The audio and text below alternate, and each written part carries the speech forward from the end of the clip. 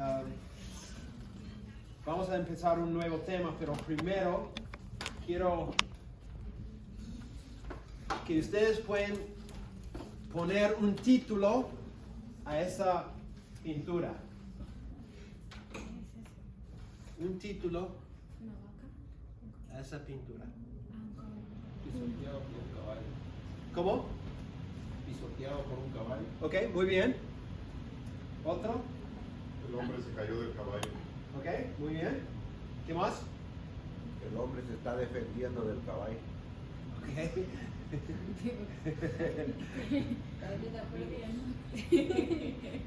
¿Otro? Están errando al caballo. ¿Están? Errándolo. Ok. Poniéndole poniéndole zapatos al caballo. Está pidiendo ayuda. Ok, muy bien.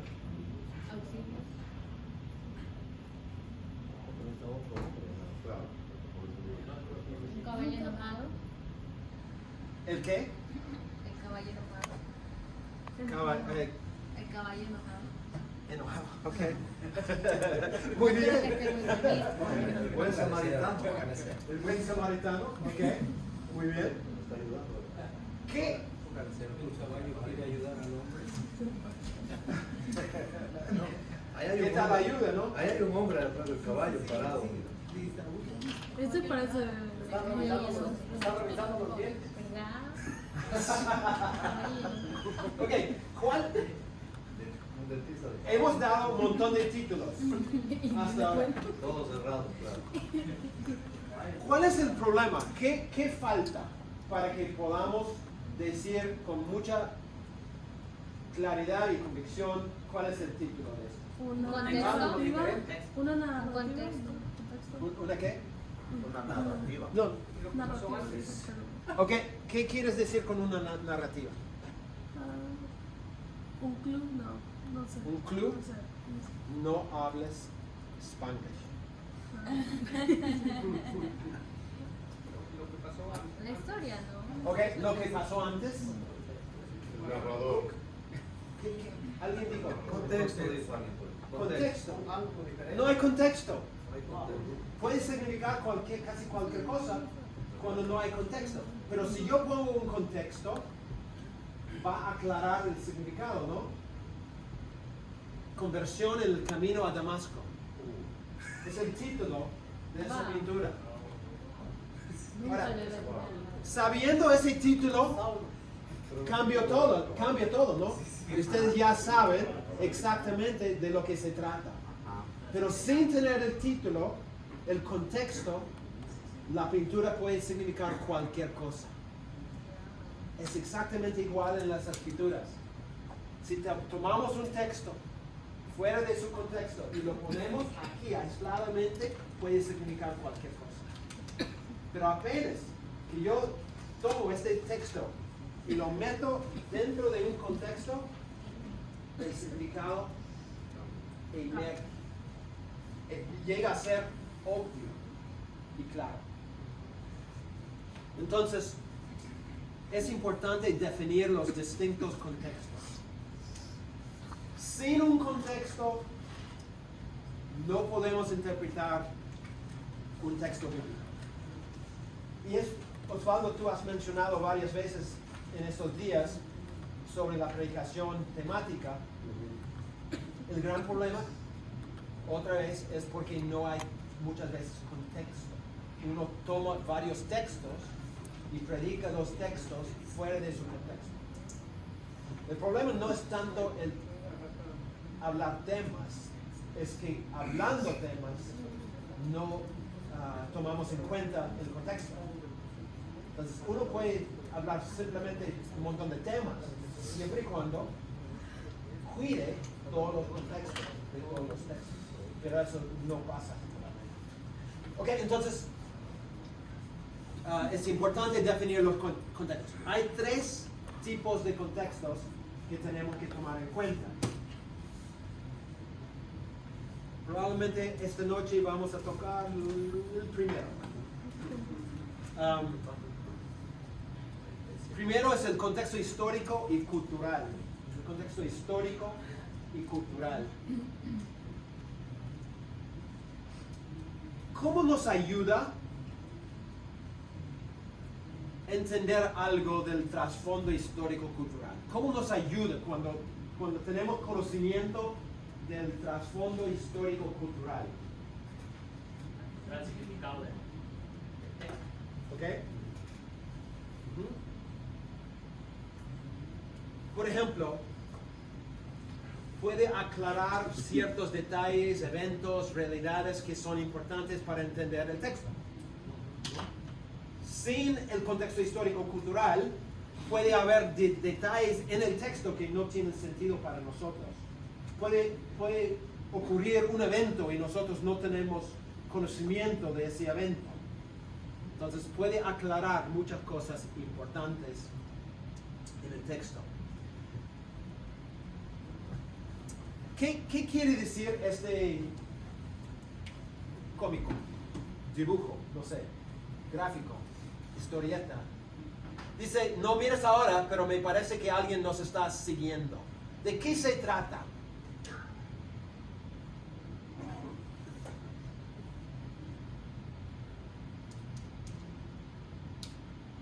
Que alguien nos sigue. Oh, Que tengan cuidado. ¿Cómo? Que tengan cuidado. ¿Ok? Dos personas chismeando. Ok. Bueno, lo que pasa es que otra vez ustedes no tienen conocimiento del trasfondo histórico de este. Es una historieta política que surgió en 1977 en Rusia, bueno, lo que era la Unión Soviética. ¿Qué pasa? En los 70s el gobierno era, los principales líderes eran los comunistas más conservadores, más radicales. Pero ¿qué estaba pasando? El mundo estaba cambiando y los viejos se dieron cuenta que había detrás de ellos un montón de jóvenes que tenían otras ideas. Entonces el autor de esto está diciendo, mires ahora, no mires ahora, pero me parece que alguien nos está siguiendo. O sea, hay toda una nueva generación que está detrás que tiene otras ideas. Ahora, para ustedes totalmente imposible entender todo esto. ¿Por qué? Porque faltó un contexto histórico-cultural. Pero cuando yo les comparto el contexto histórico-cultural, tiene más sentido. Y eso es lo que a veces cuando leemos un texto bíblico sin tener el contexto histórico-cultural, leemos y decimos, no entiendo por qué esto pasó, por qué hicieron eso, por qué dijeron eso, porque no tenemos los detalles detrás. Entonces, por ejemplo, bueno, sin información acerca del contexto histórico-cultural, muy difícil descifrar lo que el autor quiso comunicar. Es igual en los textos bíblicos, ¿no? Por ejemplo, tenemos que investigar el trasfondo histórico-cultural si vamos a entender, por ejemplo, por qué una mujer estéril pasaba por tanta vergüenza en el tiempo de Ana. ¿Se acuerdan? 1 de Samuel. Ana está totalmente rota, su corazón roto, porque no tiene un varón, un bebito. Y en nuestra cultura no es así. Tú puedes casarte y decir no vamos a tener hijos y nadie va a decir nada. Pero en ese entonces era Era una vergüenza. una vergüenza, no solamente para la mujer. Una maldición también se creía. Para muchos era una maldición. Entonces era algo muy serio no poder tener especialmente un varón, ¿no? También, porque el anciano de Efraín en Jueces 19 está dispuesto a sacrificar su propia hija virgen en vez de dejar que su huésped sea maltratado por la gente del pueblo. ¿Se acuerdan? Es uno de los episodios más feos en toda la Biblia, donde ese hombre viene la gente a la puerta y dice, saca al extranjero que vino vino a tu casa, vamos a maltratarlo, vamos a violarlo. Y él, no hagan eso, es un huésped que ha venido a mi casa. La responsabilidad de la persona que recibió un invitado era una responsabilidad no solamente personal, sino para toda la comunidad. Y no proteger a un invitado era una vergüenza, era una cosa horrible. Entonces él saca a su propia hija en vez de dejar que su invitado sea maltratado. Ahora, la otra parte es el contexto de Jueces. Lo que el autor quiere decir no es que eso estaba bien, sino mira la profundidad de la corrupción del pueblo de Dios. Que una persona está dispuesta a tener su hija virgen violada en una situación tan fea. Entonces, el punto de ese texto no es para nada decir eso estaba bien. Más bien, el punto de Jueces 19 es mostrar la profunda corrupción del pueblo de Dios en ese entonces. ¿O qué significaba para un pariente redentor sacar su sandalia como en Ruth 4, 7 y 8? ¿No? Como Booz sirve como el pariente redentor, ¿no? Todos esos detalles requieren que nosotros tengamos información del trasfondo histórico cultural. Por eso es tan importante. Número 2, segunda razón por la cual es muy importante es porque el lenguaje está directamente vinculado con la cultura. Entonces, en muchos casos, si vamos a poder captar el significado de palabras, de frases, de dichos, frases idiomáticas, jergas, etc., tenemos que entender algo de la cultura desde la cual el lenguaje es expresado. Hay un vínculo muy íntimo entre cultura y lenguaje. Entonces, cada uno de ustedes es muy interesante para mí porque ustedes vienen de varios países, que significa varias culturas. Pero ustedes viven en otra cultura, entonces son una mezcla de una cultura tradicional de la cual vienen y viven en una cultura diferente. Entonces ustedes son una mezcla, ¿no? de por lo menos 2 o más culturas. Es muy interesante, ¿no? Esa experiencia. Me imagino que es frustrante para ustedes a veces, pero es importante porque el idioma y la cultura tienen un vínculo. Un ejemplo bíblico y un ejemplo más amplio. El ejemplo bíblico es Mateo 1, 18 y 19. Dice, el nacimiento de Jesucristo fue así. Estando desposada María, su madre, con José, antes que se juntasen, se halló que había concebido del Espíritu Santo. José, su marido, como era justo y no quería infamarla, quiso dejarla secretamente. Entonces, yo me pregunto, ¿cómo puede José divorciarse de ella cuando no estaban casados?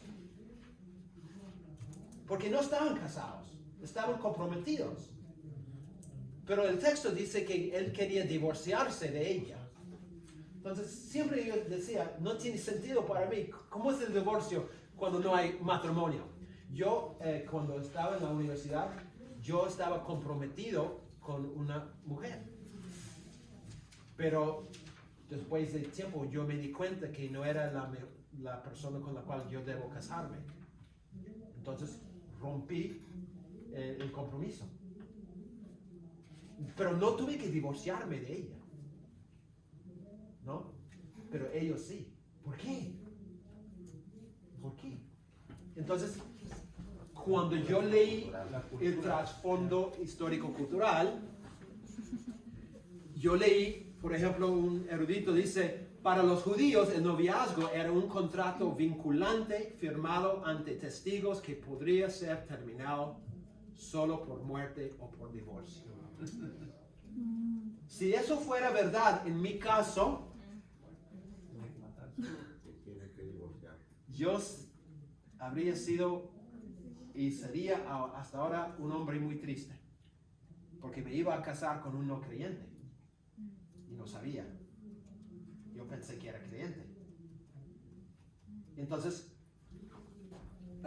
no sabía esto hasta pude investigar el trasfondo histórico-cultural. Y hay un montón de ejemplos de la misma cosa, donde conociendo el trasfondo histórico-cultural ayuda mucho en entender el significado de un texto. Un ejemplo... Profesor, entonces sí. eso solamente sería en ese tiempo. No Sí. aplicaría en este tiempo. No, eso era como ellos hacían. Sí, no es verdad. En esta cultura no es así.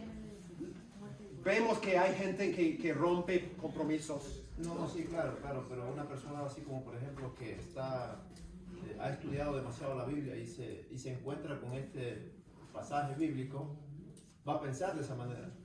No, porque no es es algo descriptivo. No es, la Biblia nunca dice, mira, si tú te comprometes con una chica, tienes que casarte sí o sí con ella, o tienes que divorciarte de ella. No dice eso. Mateo simplemente está relatando lo que pasó. Entonces no es algo que está exigiendo que nosotros hagamos. Ok, otro ejemplo que viene de un experto en la traducción de la Biblia. Entonces, Hechos 14:12 dice Mercurio, o sea, llamaban a Pablo Mercurio porque este era el que llevaba la palabra.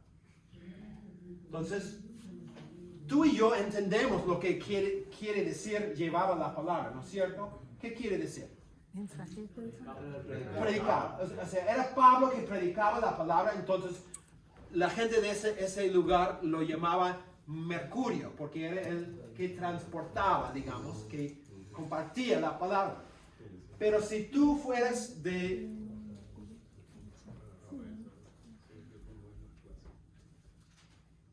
la Mazateca, una tribu en México, para ellos llevar la palabra significa ser muy inteligente.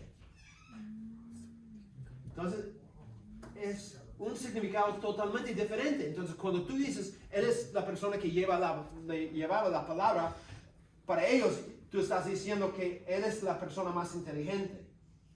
Pero no es lo que el texto quería decir. Porque la cultura, el idioma, tienen un vínculo.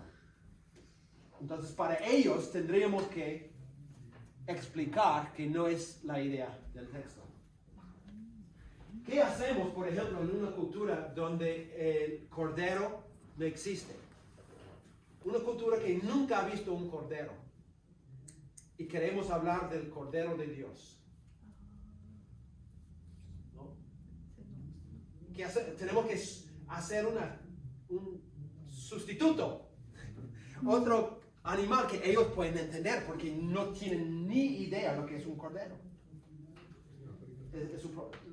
La cultura y el idioma tienen un vínculo, ¿no? Entonces, conocer algo de lo que está detrás, la cultura, la historia, ayuda mucho en la comprensión del texto bíblico. Lo que tenemos que hacer es hacer un puente porque tanto el autor y el intérprete viven en dos mundos diferentes. Tenemos que hacer puente para que podamos, como lectores contemporáneos, entender lo que el autor y los lectores originales entendían. ¿Se acuerdan? En la primera noche hablamos de un obstáculo para la interpretación bíblica, un obstáculo para nosotros son los prejuicios, pero había otro obstáculo también. ¿Cuál era el otro obstáculo? Brecha de tiempo. La brecha de o sea, la distancia que existe entre nosotros y la Biblia. Hay una distancia de tiempo, de idioma, de geografía, etcétera, etcétera. Esa distancia es lo que queremos borrar con el estudio de la historia y la cultura. Queremos hacer puente, ¿no? Acercándonos a la Biblia. Entonces, por eso necesitamos este contexto histórico cultural. Ahora, hay dos fuentes de información principales para el estudio de la historia y la cultura de la Biblia. Primero, hay la fuente interna, que es la Biblia. Entonces, y hay fuentes externas. Ok, bueno. La fuente interna, la Biblia.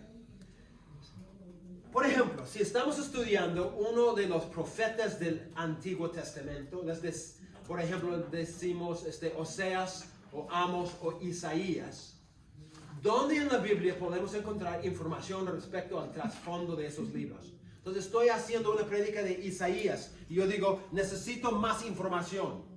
¿Dónde puedo ir para encontrar más información del trasfondo de Isaías?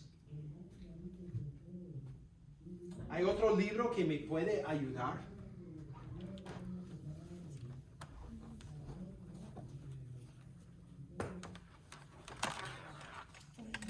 ¿Un comentario bíblico? No, solamente en la Biblia. Oh, no, no. En la Biblia. Hay un libro bíblico que me puede ayudar si estoy estudiando Isaías. Los Reyes. Ok, ¿cuál? Creo que Segunda de Reyes. Segunda de Reyes y hay un libro más. Segunda de Crónicas. Ok, esos dos libros hablan de el mismo periodo de tiempo. Entonces, si estoy leyendo los profetas, yo voy a Segunda de Reyes o Segunda de Crónicas y voy a encontrar información del trasfondo. Si estoy estudiando Ageo, de verdad es un libro bíblico. Estoy estudiando Ageo. ¿Dónde puedo encontrar ayuda? Los otros profetas menores. No. Quizás. Zacarías era el mismo tiempo que Ageo. Pero hay otro libro. Hay un solo libro que me puede dar un montón de información porque es del mismo tiempo. ¿Es Jeremías? Esdras. El libro de Esdras. Esdras es un libro post-exílico, o sea, después del exilio. Ageo era un profeta post-exílico, después del exilio. Y en Esdras 5, creo que es 5, él habla del ministerio de Ageo. Entonces, allí voy a encontrar información del trasfondo del libro de Ageo. Si estamos estudiando Filipenses, ¿dónde podemos encontrar ayuda?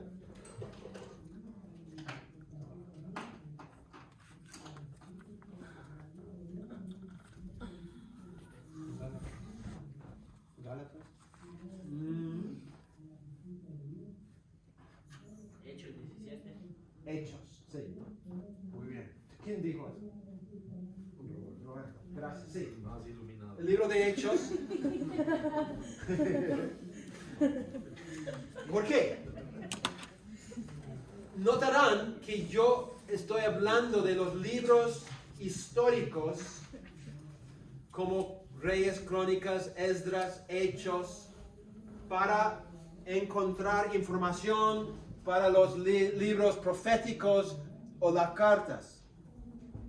Hechos cuenta todo el avance de la iglesia. Y en ese avance encontramos todas las cartas. Porque Pablo viajaba a ciudad en ciudad y sembraba las iglesias. Entonces ahí tenemos la información.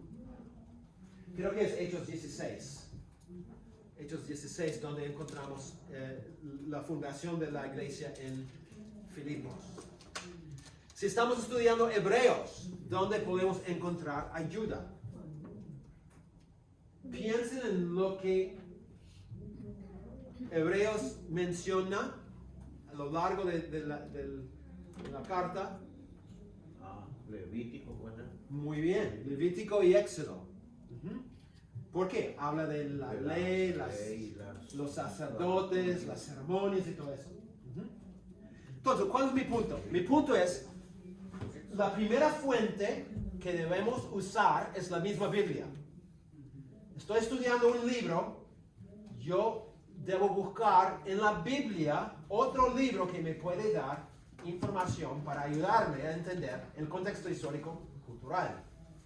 ¿Okay? Entonces, la primera cosa es que encuentro dentro de la misma Biblia. No obstante, siempre vamos a encontrar momentos cuando no tenemos toda la información que necesitamos. No porque la Biblia es inadecuada, sino porque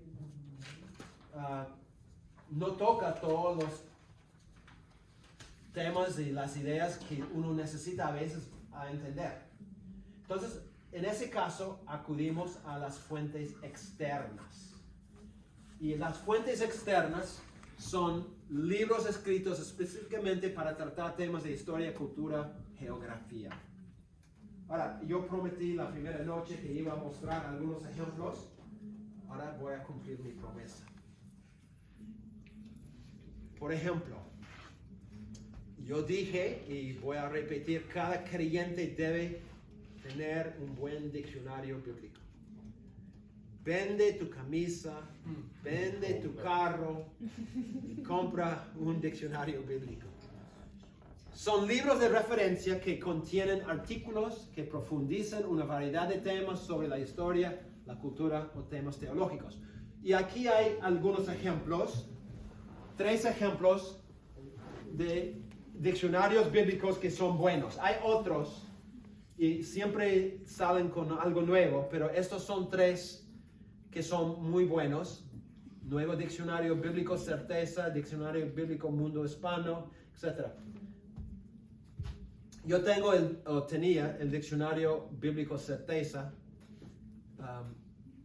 que es muy bueno.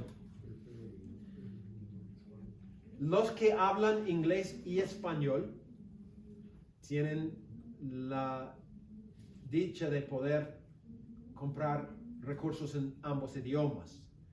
Hay más escrito en inglés. Tristemente, a veces es difícil, o era difícil, ya están saliendo con más y más buenos recursos en español. Es excelente, ¿no? Pero un buen diccionario. ¿Qué hace un diccionario? Por ejemplo, estoy estudiando Juan 4 y encuentro el encuentro de Jesús con la samaritana. Y yo digo, ¿samaritana qué? ¿Qué es una samaritana? Entonces yo abro mi diccionario bíblico y yo encuentro un artículo sobre los samaritanos. Me va a dar toda la historia de ellos, su origen, sus creencias. O sea, un erudito ha invertido años y años y años estudiando los samaritanos y escribe un artículo. Y ahí está. Entonces, muy, muy, muy útil. Yo diría que es el primer recurso que debemos comprar. Segundo, es un atlas bíblico. Es un libro de mapas, de fotos, de los lugares más importantes en la Biblia y a veces tiene artículos sobre distintos lugares y periodos de la historia. Entonces, algunos ejemplos están ahí. Muy útil si quieres entender mejor la geografía. Estás leyendo Éxodo y Moisés está relatando el Éxodo y la salida de Egipto y todos los lugares donde fueron y tú empiezas a marearte. Estás por vomitar porque no entiendes, ¿no? ¿Dónde están todos los lugares? Un atlas bíblico te puede ayudar un montón. Un montón. Tercero, es un panorama del Antiguo Testamento o Nuevo Testamento. Ustedes llevaron el curso de panorama o introducción al Antiguo Testamento, ¿no? Ajá. No sé si tuvieron un libro o... Sí. Ajá. ¿Cómo se llama el libro? ¿Alguien sabe? Panorama del Antiguo Testamento. Ah, panorama. Escrito por, ¿saben? David Hubbard. Oh, ok, excelente. Es uno de los mejores. Es esto a la izquierda. Ajá, el primero. Ajá. Es un libro, pero A1. Muy, muy, muy buen libro. Muy buen libro. Es buenísimo. Ok. Es muy profundo, son excelentes autores. Entonces es un libro que da una vista panorámica de la historia de la Biblia y también un resumen breve del contenido de cada libro. Entonces tiene un montón de información. Si ustedes tienen ese libro, es una gran ventaja. Es un gran avance ese libro. Ok, número 4, un comentario bíblico. Comentario bíblico es un libro que incluye un análisis detallado de un libro de la Biblia. Por lo general, examina versículo por versículo el libro, explicando el significado, compartiendo detalles de trasfondo, gramática y aplicación del mensaje. El problema con los comentarios es que hay 66 libros de la Biblia, entonces necesitas 66 comentarios. Aunque hay comentarios bíblicos de, por ejemplo, de toda la Biblia en un solo tomo, el problema es que muy breve y a veces muy superficial. ¿Cómo? El primero es de toda la Biblia. Entonces, por eso es grande, pero es toda la Biblia. Entonces, cada análisis es más superficial, más breve, porque es toda la Biblia. La ventaja es que va a hacer comentario de toda la Biblia. En el medio es una serie de comentarios muy buenos. El problema es que son traducidos del inglés al español. Mejor es algo escrito por un latino que entiende el contexto en América Latina o por lo menos la cultura desde la cual ustedes han venido. Pero la mayoría son libros traducidos. Es una serie muy excelente. Se llama Comentarios con aplicación, nueva versión internacional. Muy buenos. Muy buenos, muy prácticos. Y hay el comentario, por ejemplo, del último que es solamente el Antiguo Testamento y hay otro que es solamente el Nuevo Testamento. Cuando yo preparo un mensaje o hago un estudio de un libro, yo uso por lo menos 3 a 4 comentarios de cada libro. Entonces estoy haciendo un estudio de primera de Juan ahora y tengo varios comentarios que uso para comparar los distintos autores y sus perspectivas y todo eso. Ayuda un montón.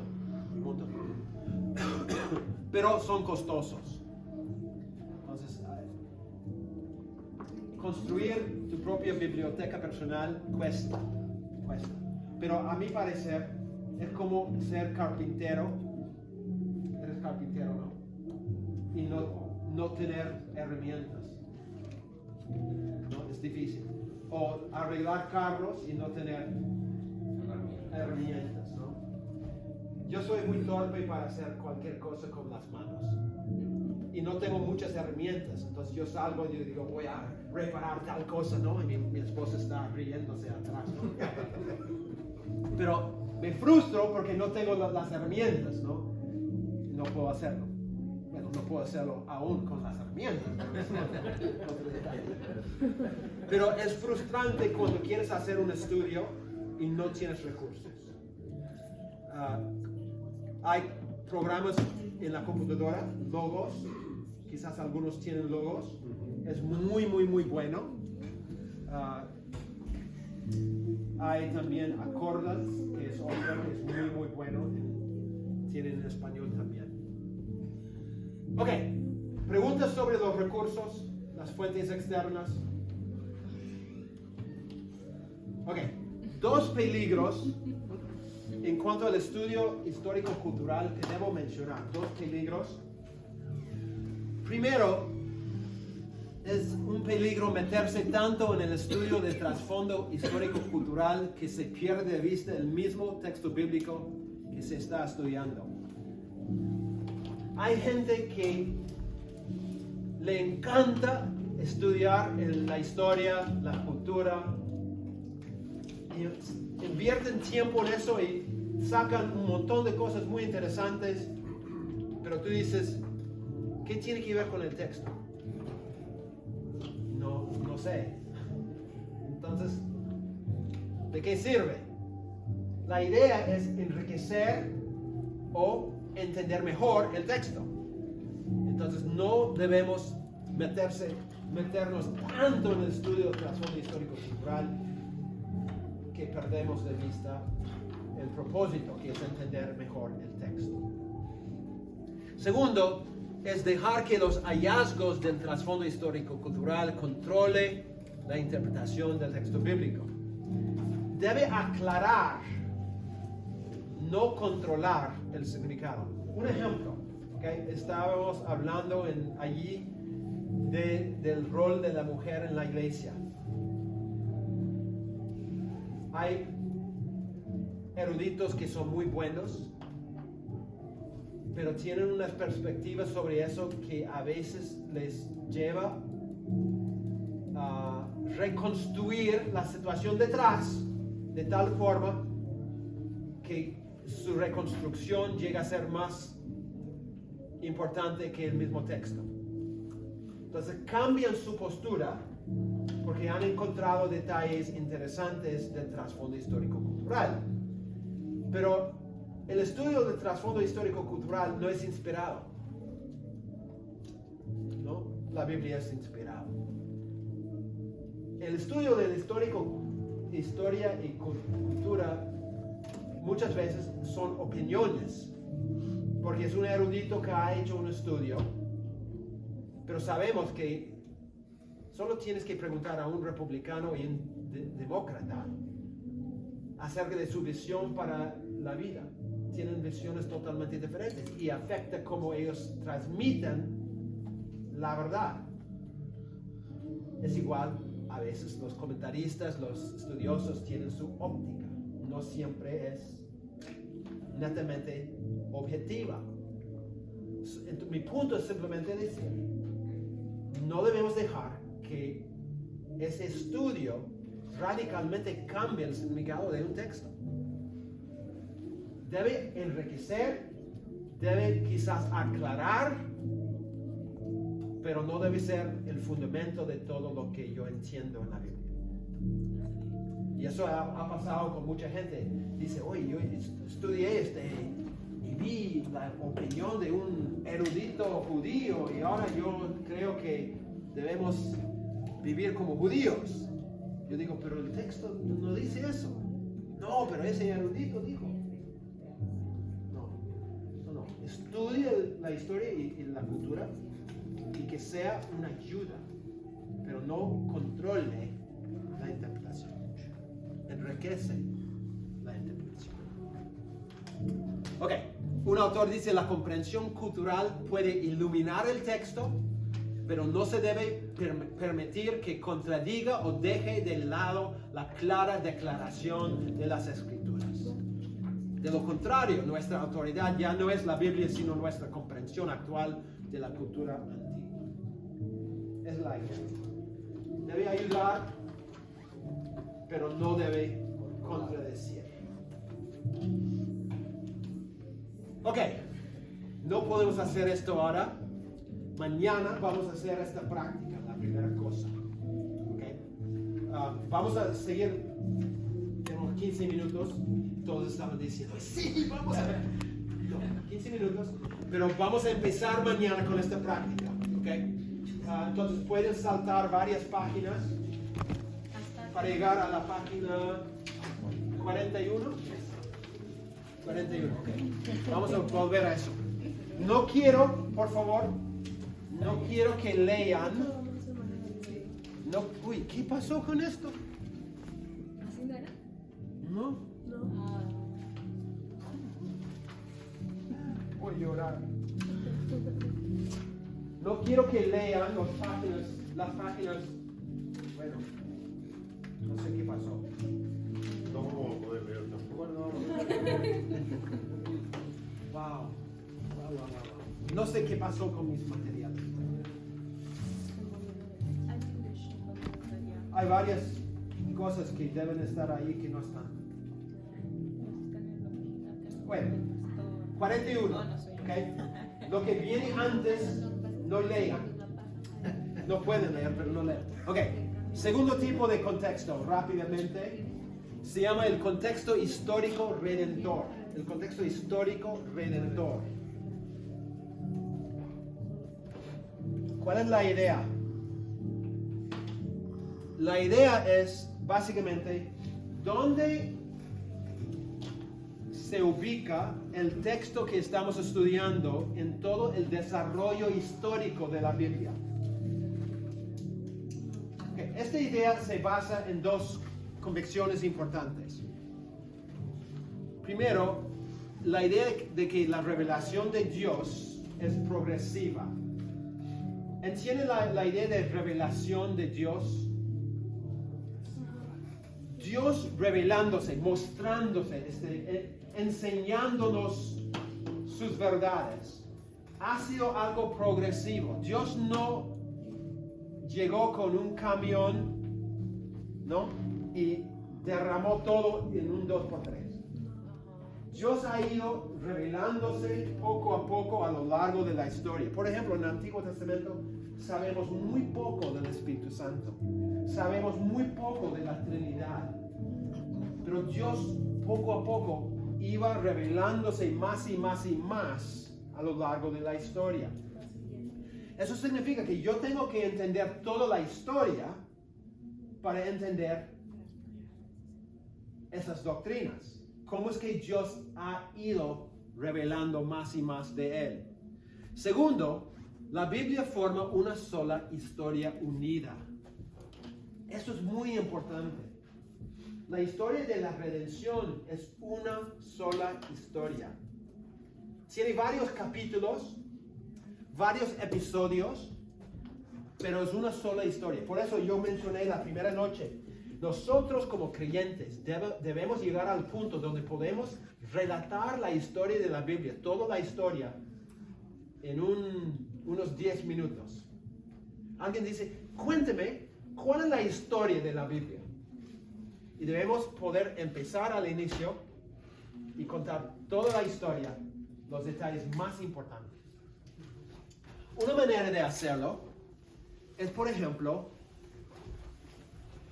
no voy a contarlo ahora, pero es importante reconocer, por ejemplo, de que el desarrollo histórico de la Biblia no empieza en Génesis y termina, por ejemplo, en Apocalipsis. Tampoco en el Antiguo Testamento el desarrollo histórico no empieza con Génesis y termina con el último libro que es Malaquías. No, empieza con Génesis y termina con Nehemías. Y todos los demás libros caben dentro de esa historia. ¿No? ¿Entienden lo que estoy diciendo? ¿Cómo? ¿Puedo repetir? El desarrollo histórico del Antiguo Testamento no empieza con Génesis y termina con Malaquías. Malaquías es el último libro del Antiguo Testamento. El desarrollo histórico termina en el tiempo de Nehemías.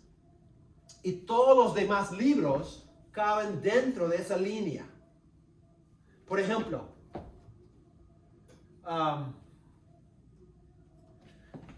todos los libros proféticos del Antiguo Testamento, los libros proféticos antes del exilio, caben en Segunda de Reyes. Primera de Crónicas debe estar acá.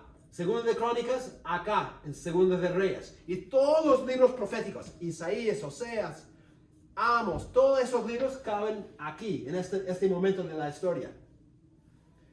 Los libros posexílicos proféticos, Zacarías, Ageo, ¿uno más? No, Esdras es un libro histórico. Ellos caben acá, Malaquías, sí. Ellos caben acá, entre Esdras y Nehemías. Todos los libros posexílicos. Entonces, ¿cuál es mi punto? Es igual en el Nuevo Testamento. Las cartas no avanzan la historia. Ellos todas las cartas caben dentro del periodo de Hechos. Entonces, el desarrollo histórico empieza con Génesis y termina con Hechos. ¿Ok? Entonces, yo tengo que entender cuando estoy leyendo un texto bíblico, dónde cabe en el desarrollo histórico, en qué periodo de tiempo. Estoy leyendo Isaías. Isaías habla en 65 y 66 de una nueva creación.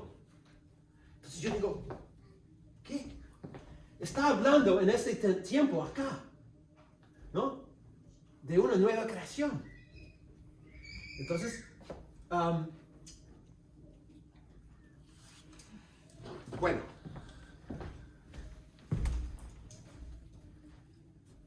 Parte del proceso de observación es notar dónde caben los eventos o las situaciones que estamos estudiando en el flujo de la historia de la redención. Entonces, por ejemplo, el templo, la construcción del templo. ¿En qué momento de la historia aconteció la construcción del templo? Reinado Salomón. Ok, Salomón. Entonces, ¿dónde en esa línea? Primera de Reyes. Muy bien, Primera de Reyes. Destruyeron el templo. Reconstruyeron el templo. ¿En qué momento del flujo de la historia? Nehemías. Y Esdras. Es en Esdras. En Nehemías reconstruyen las murallas, ¿no? Ageo era el profeta que era responsable para la reconstrucción del templo.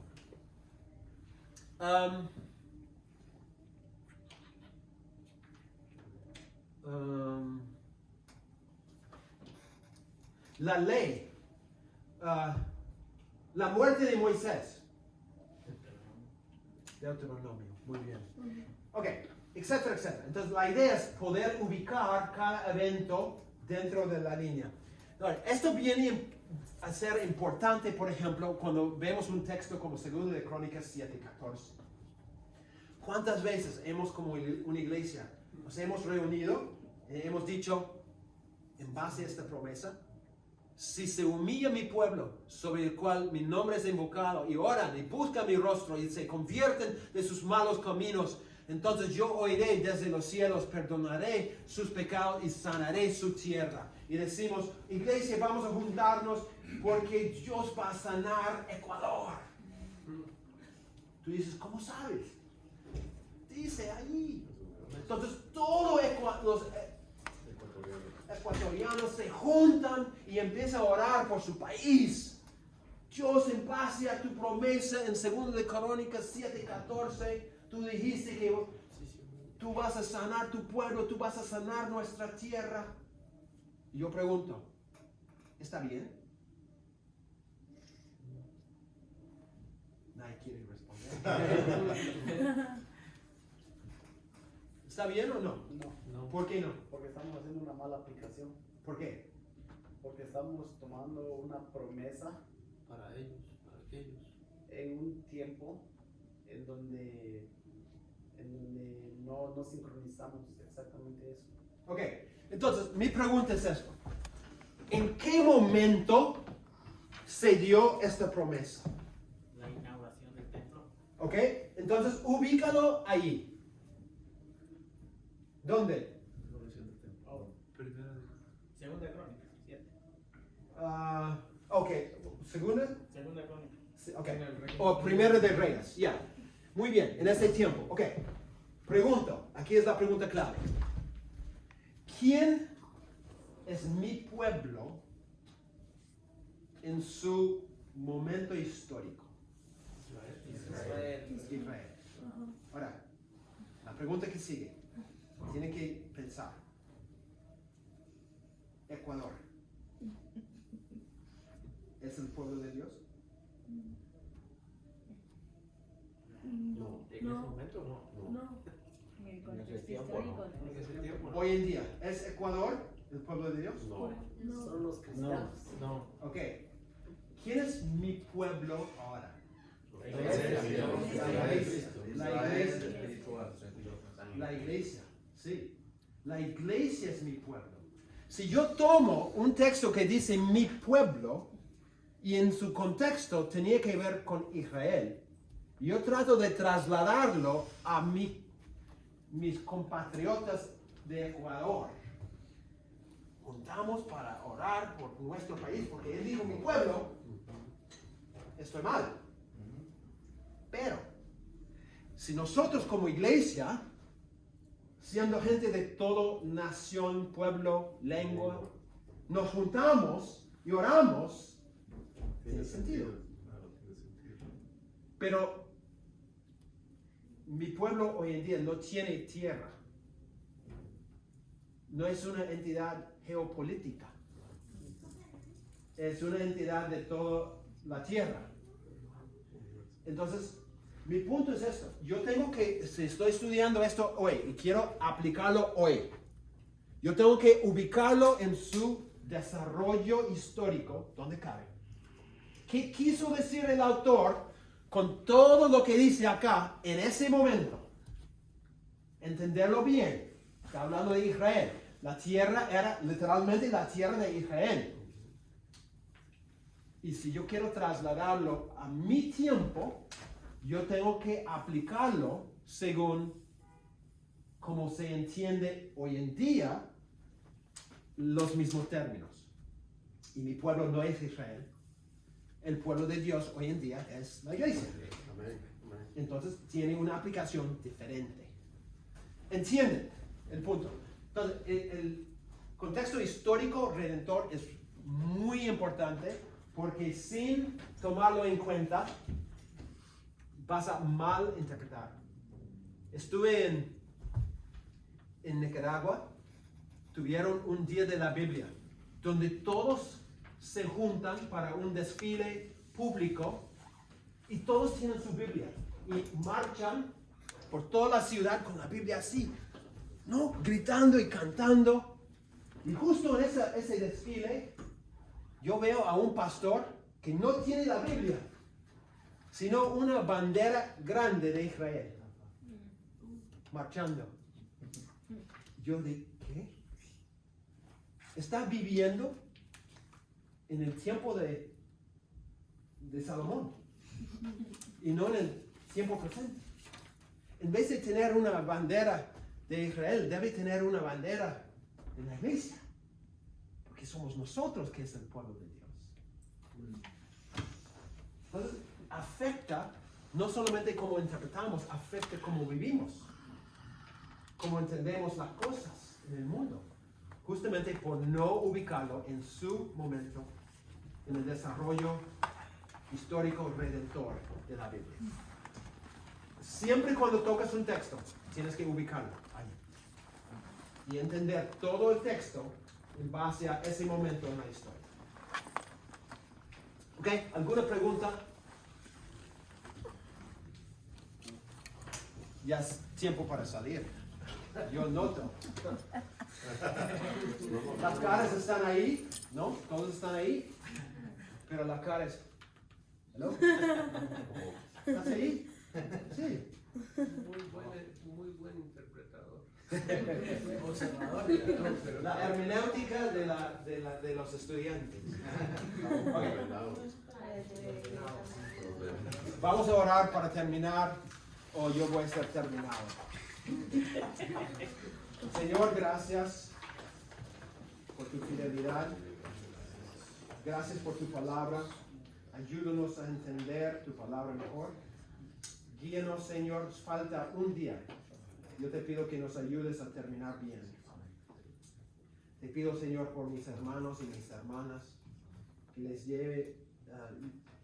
lleve bien a sus casas, a sus trabajos mañana, y que pueden descansar y tener nuevas fuerzas para mañana, Señor.